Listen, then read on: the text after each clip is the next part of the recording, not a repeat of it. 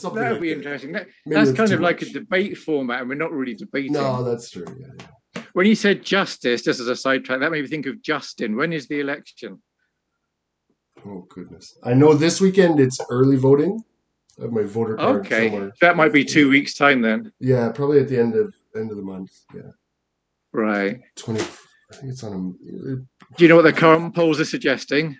Is it like he's ahead, but not by much? I'm not even sure. Yeah, no, I'll look it up Okay. quickly. That's something I should be following. You should know it because of your job. And yeah, that's it too. I like, and I tell people like what I do. I'm doing the math behind different algorithms, and I Yeah. rarely look at the results of what I produce. Okay, week to week polling. That was I'm looking yesterday. at the odds now. And the odds. Oh, Oh yeah, you should go to the odds one. It's true.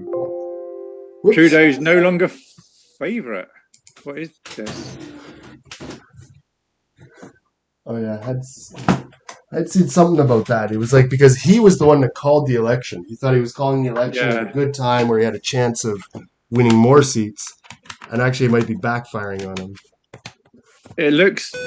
This page I'm on is like the Conservative Party's marginally ahead of him. Gosh.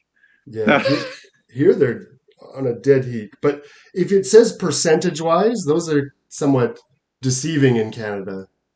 That like the percentage of the national electorate doesn't match up well with the percentage of actual seats in the Yeah. House of Parliament.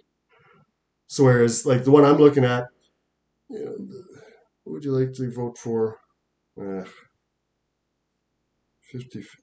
Anyways, like something like the Green Party would tend to have, fairly decent percentage wise.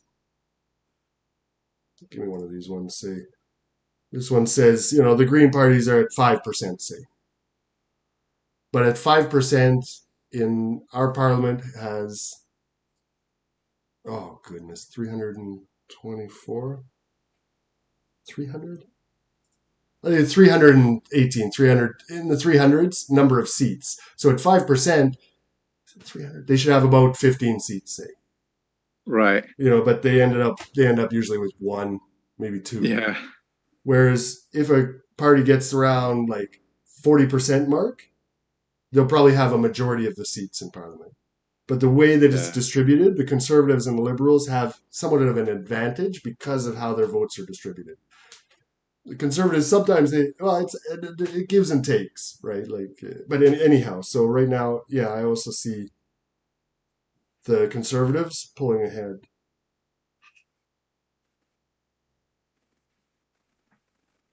So don't tell me how you're going to vote, but do you know how you're going to vote? Yeah, I think I have a pretty good idea. There might be some things that change my mind, but at this point, I think I'm probably fairly well decided. I'm probably decided. Let's see, decided on how I'm going to go. I tend to vote, so I won't look perhaps at the every detail of every policy. I get in general an idea of kind of, I look at the stuff to see what each one is pushing, what each one has the exact policies that they say this time we're going to do this time we're going to do that, and also, and more importantly to me is more the foundations, the ideological foundations of where they stand, generally speaking, Yeah. because I just feel it's more interesting. Though, yeah, there's sometimes one party will come up and they've got some real bonehead candidate in the background that's just doesn't represent the movement, as it were, but definitely can turn people off. Or the other way Yeah. around too, you can turn people on. Someone who's just very, very charismatic. But I think those kind of ways of making decisions could probably lead to something that I don't want to do. Yeah. Whereas, yeah, yeah. But yeah, no, I do. I feel like I know who I would vote for, or who I will vote for. Hmm. But yeah, because and my allegiances, I suppose, like generally, because we have the different levels of government. We have the provincial, federal, well, municipal, provincial, federal. That's the three main ones. And for me, the most important is municipal. Like that. Right. If they change some policy on parking, on when they're going to pick up garbage, on fines or whatever, that'll affect me every day. And then provincial is next to me, and the next most important. So the things that they Yeah. do, they affect me, but it takes some time, or the policies are a little bit more removed. And the federal government, Yeah. once again, they're the ones that really affect my life, day to day at least, the least. And so I And feel can like the oftentimes we put the order of importance in the wrong direction. I think federal first, then provincial, then municipal. Whereas for me, it's like, no, community first, and then country second, as it but were. can federal override municipal? Can municipal override federal? There's always like kind of different, we'll say, power struggles at different in different situations. Like by our Right. But like constitution.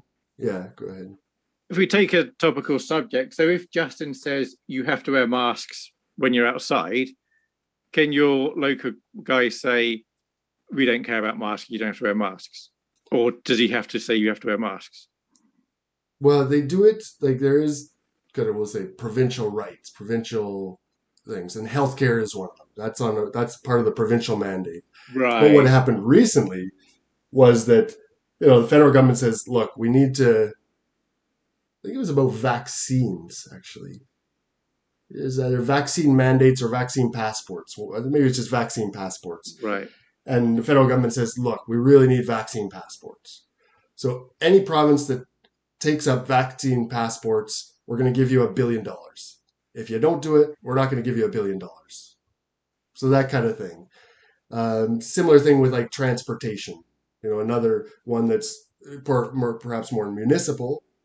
Yeah. Whereas they'll go to the provincial and they'll go to the federal government for funding. Essentially, it's like but the federal then the dollars come with ties, come with Yes. strings attached. I mean, Yeah. so that they don't directly have control in a lot of sectors, but they can exert control because in some ways they're the purse strings of a lot of the money, and that's Yeah. again for me that's problematic, in that I would rather perhaps a smaller federal government in those things. Like you send $1 to the government and they spend it on a provincial thing, say, it becomes 60 cents in that transaction from me to the Yeah. government to the.